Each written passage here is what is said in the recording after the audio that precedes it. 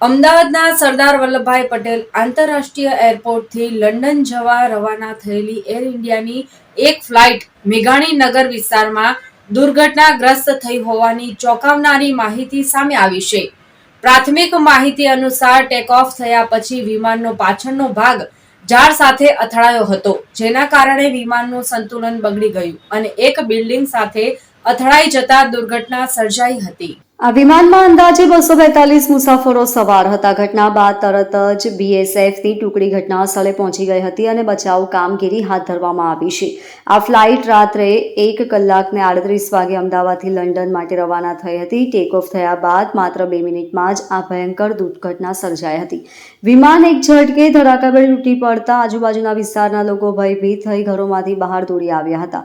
ઘટના અંગે કેન્દ્રીય ગૃહમંત્રી અમિત શાહે ગુજરાતના મુખ્યમંત્રી ભૂપેન્દ્ર પટેલ સાથે ફોન પર વાત કરી અને સમગ્ર ઘટનાની જાણકારી લીધી હતી. મુખ્યમંત્રી તે સમયે સુરતમાં હાજર હતા અને તેઓ તાત્કાલિક અમદાવાદ માટે રવાના થયા છે.